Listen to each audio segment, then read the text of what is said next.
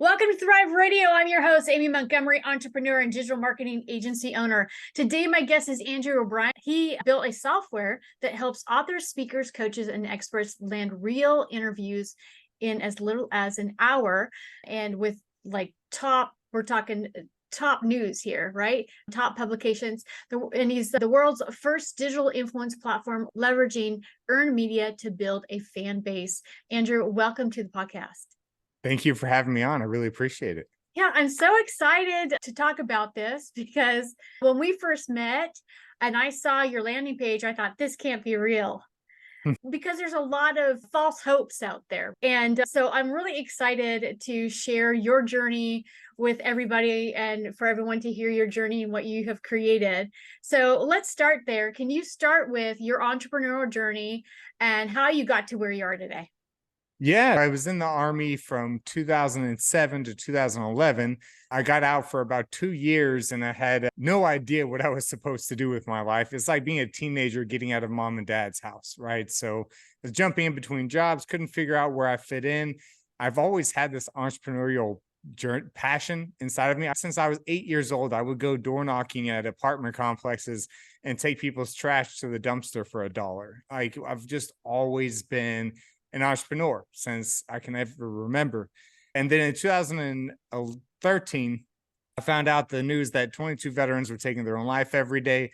And I was like, man, that's something I could change. It was like it hit me. That's what I want to do. So I started trying to get my story out there to motivate these men and women of the military to not take that action, to not take their own life. And I built a Facebook page. I ran ads. I tried everything. I listened to all the gurus, but I didn't have the money for ads because I was working a job where I was making $24,000 a year, right? And that was barely enough to pay my bills. So I didn't have anything extra left over. Had to figure out what fit for me. So I ended up going after news. I was like, I heard about it in the news. Maybe they'll share my story in the news too. And I started pitching the news. I tried over and over again. And so I found the pitch that worked. And I was interviewed on Fox News Austin as my first interview. Didn't really change my life. And then my second news interview was the Austin American-Statesman. And that one changed my life. He wrote this really good piece. It actually landed front page on the Austin American-Statesman, which is huge. And then it was picked up by the Associated Press and spread throughout the world and landed me front page on the Stars and Stripes, which is a newspaper on every military base there is.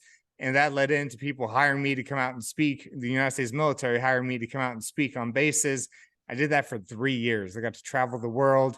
Spoke in places like Japan, Italy, South Korea, Russia, Hawaii, Alaska, all over the United States. I got to travel for 3 years and it was awesome. And then politicians got involved, budgets got cut, and they couldn't afford to pay me anymore.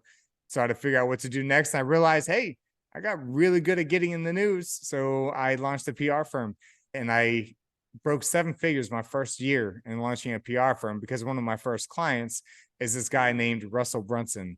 And he's a very well-known person in the marketing space. He owns a company called ClickFunnels. And so I signed up with him. He was very impressed by what I did. He gave me shout outs and I just exploded overnight. And I was in my mid-20s and I thought all that money was my money, not my business's money. So I spent it all and crashed and burned a couple of years later. Took a few years off and now I'm here. What I realized, I got really good at getting in the news. I got really good at the press. I didn't want to get back into the agency space. ChatGPT launched, which is AI, and I saw the amazing power behind AI.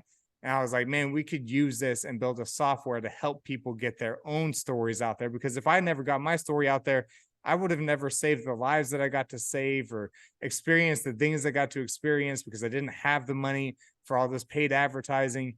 And that's why we built the software. I love that. Walking through your journey, what are you grateful for? I am grateful that I failed. And it's easy to say that now. It wasn't easy to say while I was failing. But if I didn't go through all those experiences and the major success to the major failure, the most important thing to remember is that I hit major success. I never thought I'd be capable of that. Before my 7-figure PR firm, my best year public speaking was 80,000. That was my best year. And that was a lot of money to me then, right? And then I hit 100,000 plus a month and I realized how much I was capable of. And even though I had to go through the failure experience, I never would have thought I was capable of that.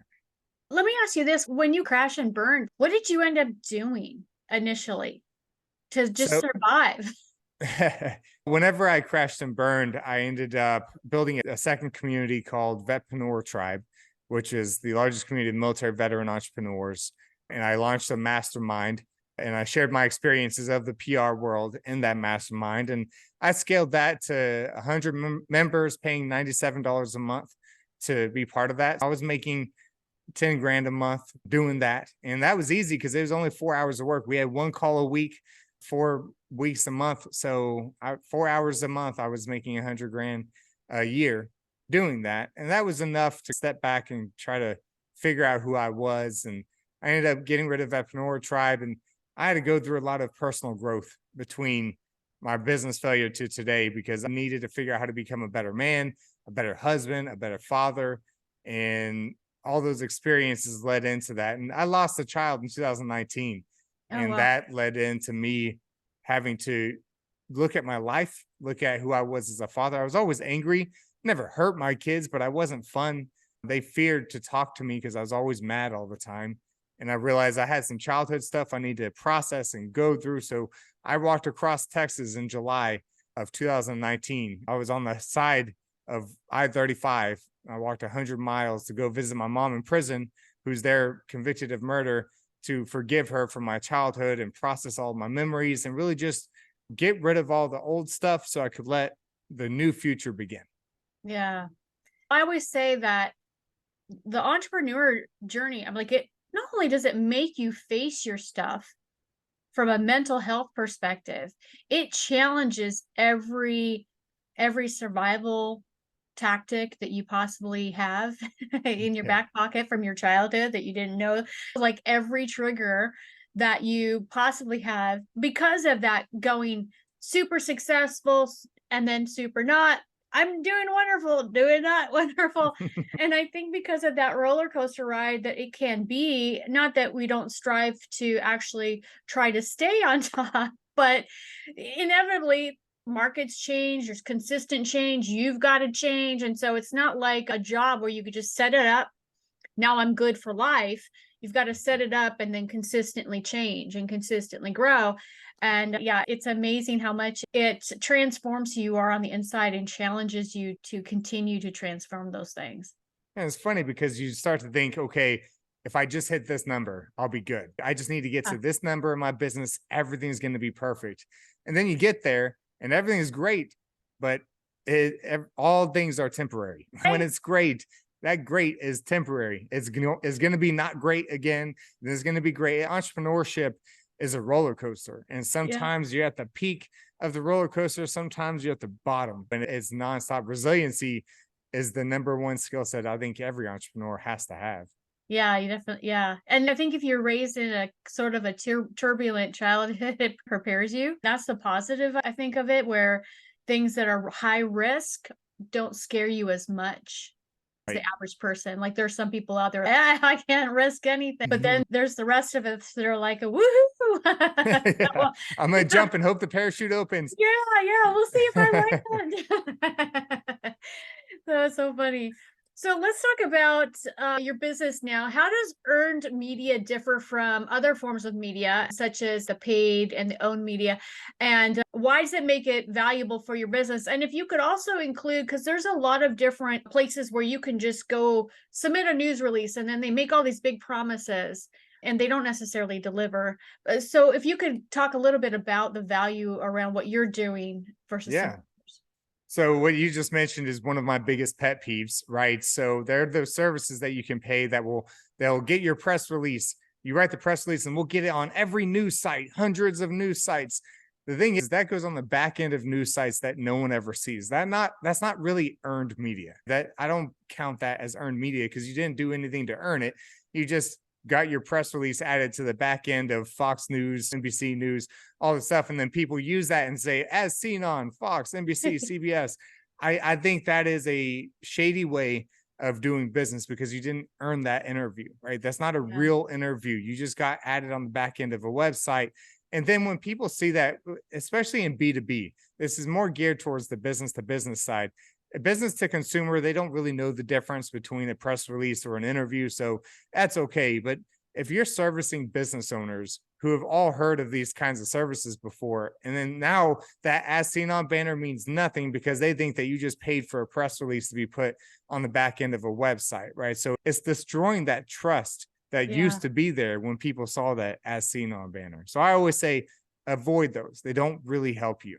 When getting earned media is actually easy, you don't have to do this press release on the back end of news sites deal.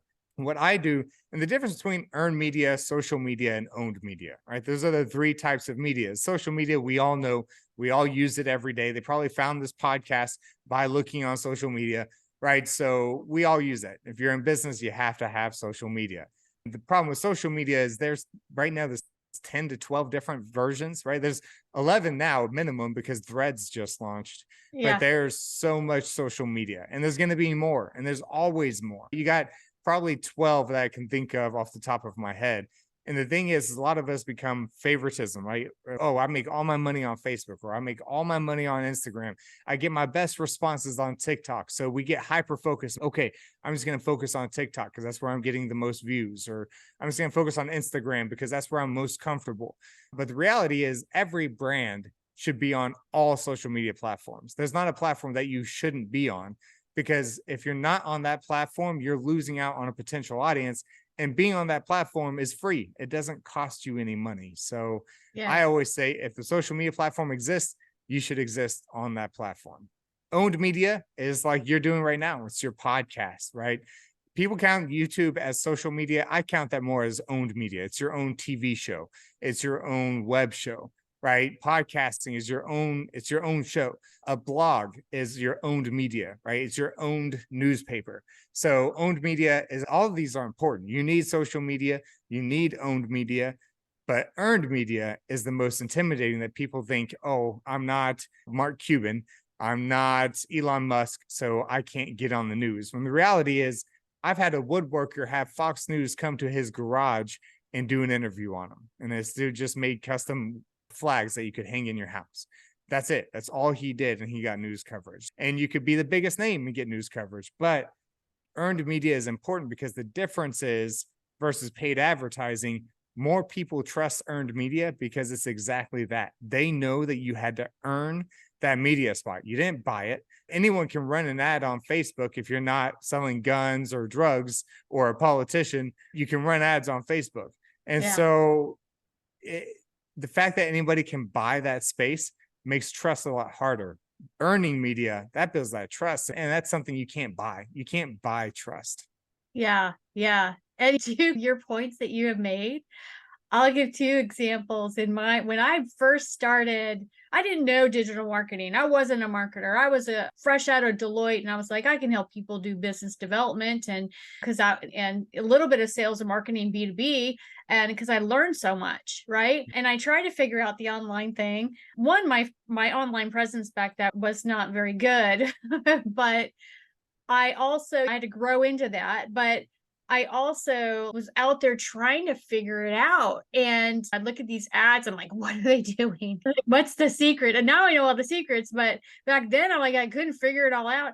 And I remember paying for this one, I think it was Brain something. I can't remember the name of the company, and it's changed over the years, but I could pay to be on all these major websites, CNN and all the stuff. And they would put my YouTube videos up there. They would put articles up there, and I just paid. And then it said you could put as seen in. And that's exactly what I did. But what happened was the exact same thing that you said that it would, where it's buried, or it's on the side panel for 5 seconds.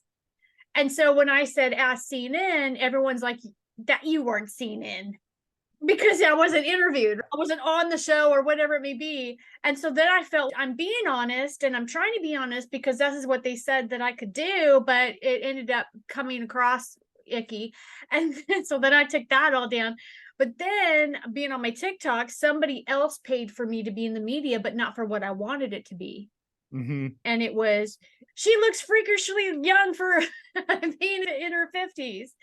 And I didn't want it. That doesn't do anything for me. Like, so yeah, there's so many ways that you could get it. And I was able to get that stuff removed, and I learned how to get that removed. And so there's so many icky ways that you can end up in the media, or like a news station just see you do a video, and then all of a sudden you've got this angle on you that you don't want. Right. So anyway, I thought I would mention, because absolutely everything you said to a degree I experienced. Right. And the biggest thing I tell everybody is that PR, earned media, is not a replacement to marketing. It's a steroid on top of marketing. Right. So I Yeah. never say you want to do one or the other. You need marketing, but you also need PR. And everybody knows you need marketing to a point that everybody knows that you need that.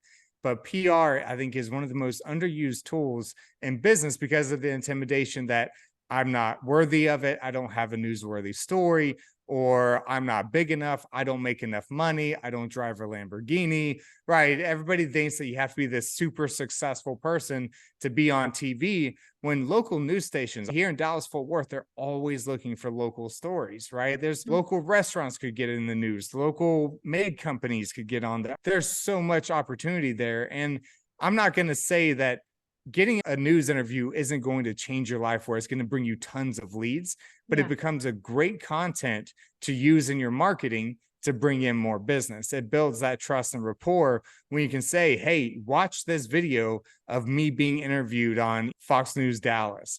And you can repurpose that content in your marketing to build the trust with a cold audience.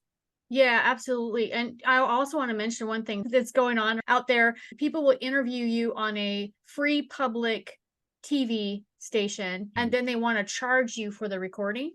Yep. And that's how they make the money. So I just wanted to mention that. Don't do that either.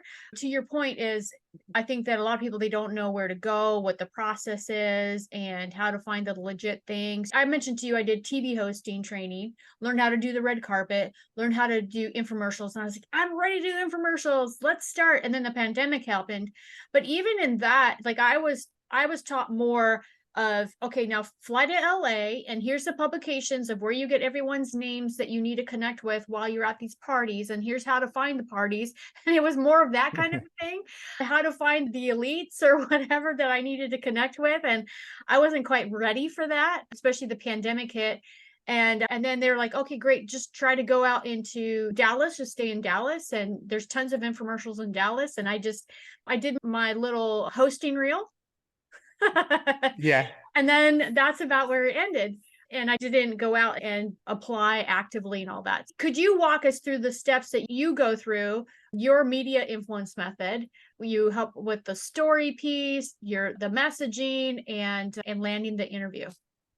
Yeah. So we have three formulas that we follow. The media influence method is a method of using earned media to build and scale your business, right? And there's different ways. There's organic and paid advertising ways of doing the earned media method, media influence method. But the most important part, the first step, is getting the earned media. And the first thing I mentioned is earned media is free. You didn't charge me to be on this podcast. I just did an interview yesterday with Forbes. They're covering Press Nation. And I got that for free, right? And that's on Forbes, the most prestigious, biggest name business publication that exists. And even if you're not in business, Forbes, right? And that was free. And that's going to make a major impact on my business because of that. And again, it didn't cost me any money. So the steps that we take, the first step is what we call press hacking. And press hacking, even though hacking sounds like a negative word, is not a negative word. It's hacking your way into the press. And the way to do that, there's three options, right? You've got reporter interest, trending topics, or current events, right? So what that means is I want to make my story fit within that reporter's interest. So Press Nation is one business. My other business is Lone Star Dads. It's the largest community of dads in the state of Texas. And there's a recent holiday last month, right? And that holiday was Father's Day. And I knew that was my opportunity to press hack, right? That was my way of getting in the news. Who wouldn't want to cover the largest community of dads in Texas on Father's Day? So what I did was I made my story fit the holiday coming up, right? And if I was in a different business, say I was a house cleaning company, say I was a health coach, and it's upcoming, the holidays coming up of breast cancer awareness, then I would do something to help breast cancer patients. If I'm a health coach, I would do some kind of major giveaway or something to change the impact of someone currently experiencing or have recently gone through breast cancer. Or if I'm a local service-based company and Mother's Day is coming up, say I own a house cleaning company, I would do a campaign where we're going to find a mom who's fallen on hard times and do a deep clean of her house completely free, right? And use that to get in the news. The news would cover that because it's a feel good story. And if you think about if you ever watch the news, it's a lot of negative, right? So they got to sprinkle in some good in there so it's not so depressing all the time. So they're always looking for those feel good stories. So whether you own a maid company, you're a big name coach, there's always the opportunity. That's press hacking. So Right? there's a lot of people that struggle with the story piece and coming up with an angle that's going to attract media attention. So what advice would you give individuals or businesses trying to create? You kind of gave some examples around the holidays, but maybe it's not a holiday. How else would they go about that?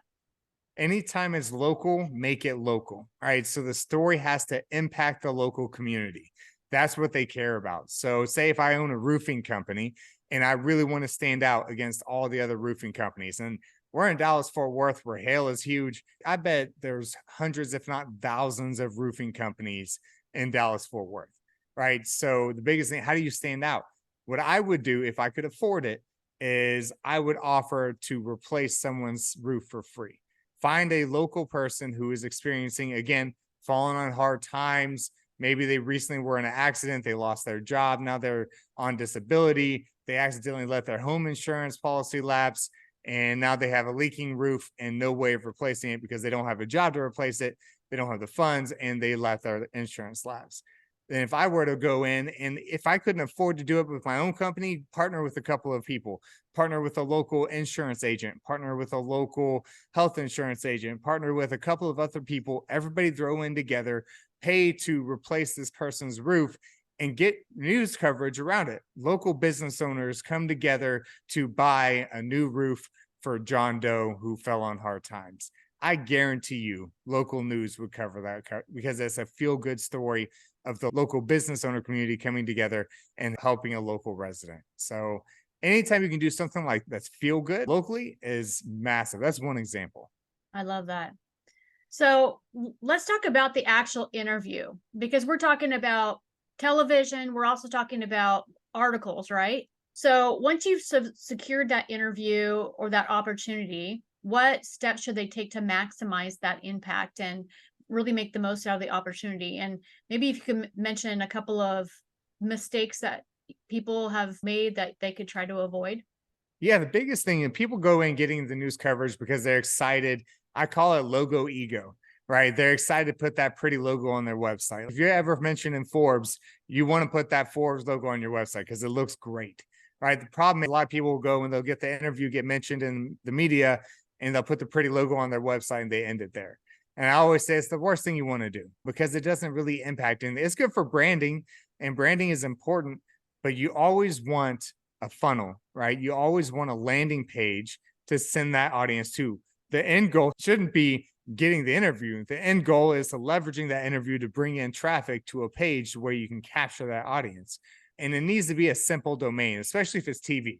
If you're on TV and you say, go to LoneStarDads.com/magazine/TV news/ if you go on and on, no one's going to remember that. And no one's sitting there on their computer right now able to type in whatever domain you put on there. So something simple, changingjohnslife.com or mywebsite.com, something simple that goes to a domain and doesn't go to an actual website where you got a bunch of links, a bunch of things to click. Amy, you know all about this. A sales funnel is the best place to send people. It's funneling that traffic, capturing their information step by step instead of, hey, you can either sign up to consult with me or buy this product or have this supplement or here's this free ebook. And if you give them too many options, there's too much going on. So I always say, send them to a funnel, an easy to remember domain, and a website where you can capture their information. Follow along as we replace John's roof. Just simply put in your email. Now you're building an email list that you can market to later. So that next hailstorm comes through, they'll remember, hey, XYZ roofing company replaced John's roof for free. That was really nice of them. Next time a hail comes through, I'm going to use John's company because I appreciate what they're doing for our community. I love that. It turns into a mini infomercial. A lot of times when I do marketing and for e-commerce, there I encourage them to try to do some sort of infomercial live stream. And you could do something super formal, like you're talking about, where there's an interview, and that is actually in your email sequences as well. Mhm. So I worked with a client, for example, I won't name the name of the company. They were in the yoga business and they were selling online yoga, and they ended up doing a breast cancer awareness. They were on Good Morning America, all of that kind of stuff. And I was encouraging them because now they wanted to serve this new group of women that were specific to breast cancer awareness, and they wanted that to be ongoing. So I said the best thing that you can do is now take that clip of Good Morning America, which went live, and now put it in your funnel so that those women that come in, they're going to be able to watch it. And then it's never ending. So I think that's because anytime somebody else is talking about you, it brings that another level of credibility. Especially from an authoritative platform. Testimonials used to work great, but the problem is now everybody is skeptical and they have good reason to be, right? Because there's so Yeah. many lies out there that they don't know if that's a real person, a real customer giving you a real testimonial. But if it's Yeah. the news, if it's Good Morning America, if it's NBC, if it's CBS, then they know they still, even though there's a lot of issues in the news today, it still has that authority where it's okay. This has to be true because the news isn't going to cover that, and keeping politics out of it. In business, the Yeah. news isn't going to cover that if this person is a scam or a fraud or anything. Yeah. Yeah. It brings that level of credibility. What advice would you give to anyone that's an aspiring entrepreneur or business owner that's listening right now, and they're thinking about might be a good idea for earned media for them? And what's the kind of a next step that they can take? The next step, personal brand is powerful. And I know it's intimidating to a lot of people, but building a business off of your name, it can be extremely important because everybody wants to feel like they're doing business with a person, not a corporation. They want that connection there. And if you look at some of the most successful companies out there, we know that's owned by, right? We know the name. If you think of Walmart and Sam's Club, Sam Walton built Walmart and Sam's Club. And the only reason I know that is because he had a personal brand when he was alive. He used his name to build up. That's why it's called Walmart and Sam's Club. It's because he built it off of his name, Sam Walton. So if you look at the biggest names out there, they were built off of that. So sometimes you got to overcome that fear of, oh, I don't be in front of the camera. I don't like being in the face of a business or a brand. It's people like to do business that they know and trust. And so your personal brand has to have some part of your business the majority of the time. I'm not saying there's exceptions. There's always exceptions to every rule, but be comfortable with doing that. And then if you want that, go to Press Nation and use the software because that we give a 30-day free trial to it. And you can have connections to all 10 social platforms. And that's the next thing. Get on all of them. If you're not on Reddit, go get on Reddit. Learn about it. It's different. It's unique. But I think it's one of the most underused platforms, social platforms out there. And that's a good thing. The fact that marketers haven't destroyed Reddit yet means there's a lot of opportunity there. Yeah. And Amy, you know that once internet marketers get a hold of a trend, that trend doesn't last very long because everybody overuses it. I'd say go on all the social platforms that exist. Yeah, definitely. So now right now, you're recording your journey on YouTube. And so that people can watch firsthand what you do now to build this new business that you've launched in this program. So how do you plan to involve your audience in that? What's the process, and where can people follow you in your journey? Yeah, so if you look up PR Power Play on YouTube, you'll be able to find me there. And the reason it's called PR Power Play is what I'm doing is I'm building a 7-figure company in 12 months without spending a dime on paid advertising.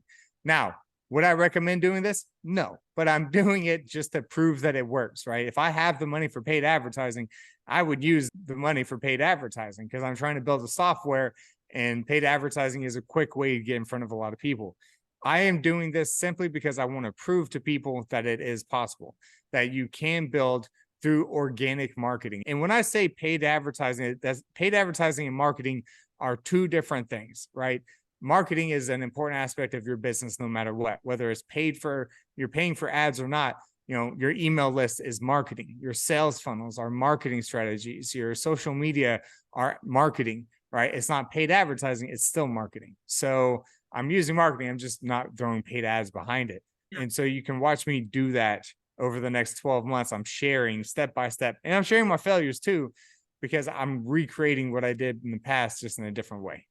Yeah. And I wanted to mention this kind of some of the similarities behind what I do as a marketer and how you're harnessing the media, and how I use advertising psychology with social media to generate leads.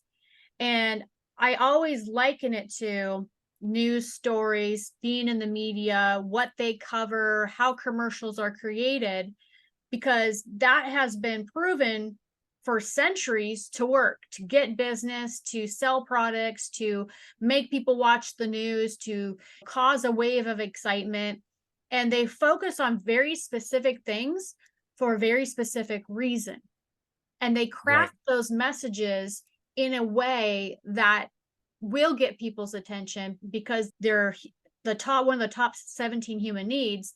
And then also it gets people to stop and look and listen and read and understand of, wow, what does this mean to me?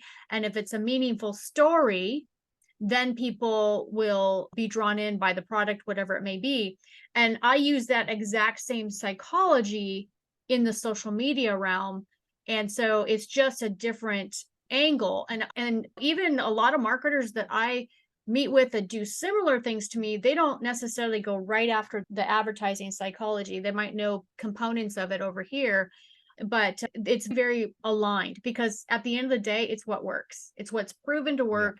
And it's something to just harness across your business, I think, in whatever way you can. Yeah, and public relations is just that. It's relating to the public in Yeah. every way possible. So definitely looking at the psychology of the human brain is the way that you have to go about it if you want to be massively successful, is Yeah. understanding the way the brain works.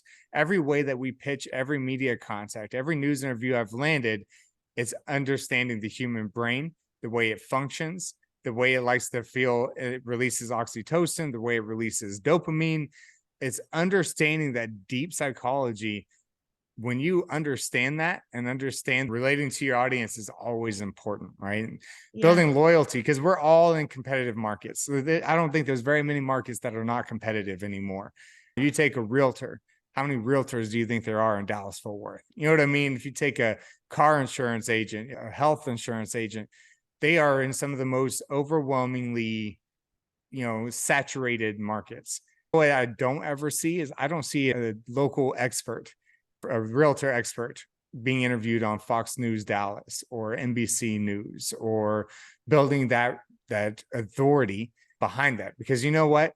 If I had to choose between a realtor that I saw recommended on a Facebook group or a realtor that I saw featured in Fox, NBC, CBS, and ABC in Dallas Fort Worth, I'm going with the one that's had all the media coverage, because he or she must know what they're doing if they've been featured on all the local media outlets. Yeah. So it builds that trust. Absolutely. Absolutely. So I have one more question for you. If you're able to give yourself one piece of advice when you first started out, what would it be? Buckle up. Buckle up. You're about to go on a journey. That's really is.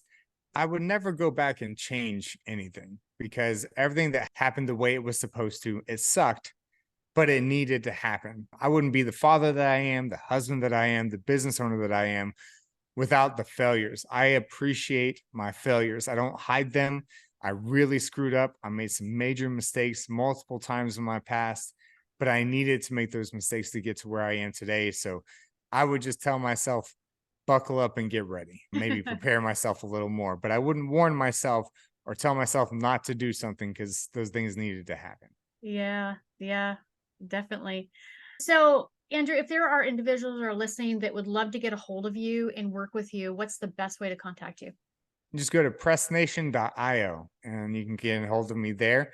That's our software that we've built, and all my contact information can be found there as well. Okay, perfect. And I'll put all your links down below. Thank you so much for coming on and sharing your expertise today. Thank you. Yes. And if you're listening, you want more information about this podcast and upcoming shows, you can visit acalltothrive.com. Thank you, everyone, and have a wonderful week.